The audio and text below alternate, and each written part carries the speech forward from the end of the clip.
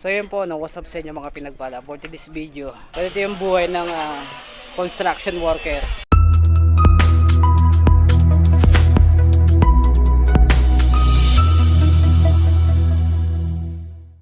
So mag-aaka tayo ng buhangin guys.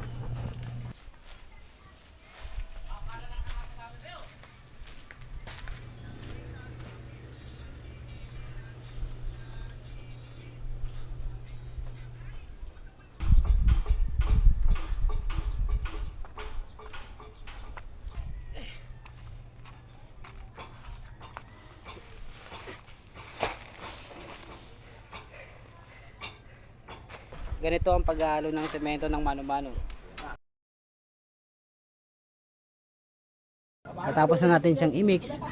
Sunod naman, gagawin natin is lalagyan natin ng tubig para magamit na rin natin siya sa pag-asinta.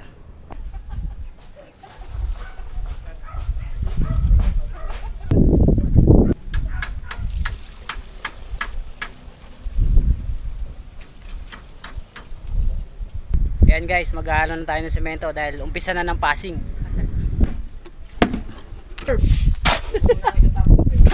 Tubig. Tubig. Okay, ready to serve. Parang umikot-ikot ako tayo. Umikot-ikot. Napatong lang naman ito. Napatong lang naman. Yup.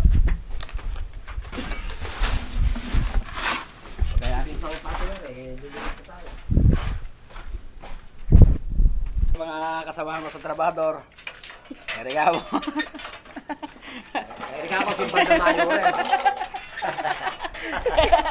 Erika, putang na yun. Bakit ka naging banda mayo? Erika mo sa kasamahan, erika mo. Pogi-pogi. Oh. Erika mo si Baldabayo. So ganito guys yung ginagawa ng mga construction worker. Pinag-aaral kasi, naandun. Naghahanap ng gagamba, bis mag-aral. Ngayon, malalaman mo ngayon kung ano yung pinaka mas mainam. Kaya kayong mga kabataan, mag-aral kayo, magsipagtapos kayo dahil kung hindi kayo mag-aaral ng mabuti at puro pagbubulakbol ang gagawin nyo, walang mangyayari sa buhay nyo. Ganito papapalaan nyo. Bagsakin sa construction. Malapit kayo sa dagat ang bagsak mo. Pag malapit kayo sa bukid din ang bagsak nyo. Kaya pagsikapan yung pag-aaral nyo. Hindi yung puro bulakbulo, puro babae. Kaya kahit papaano, meron kang diploma. Meron kang may pagmamalaki. Napaka-importante mga kaibigan yung pag-aaral.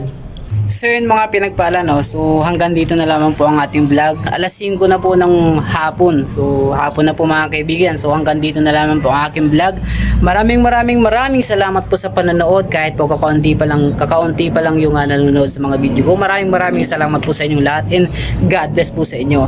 So sana wag nyo sanang kalimutan mag-like, comment, and subscribe. So yun, hanggang dito na lamang po ang aking vlog. And thank you.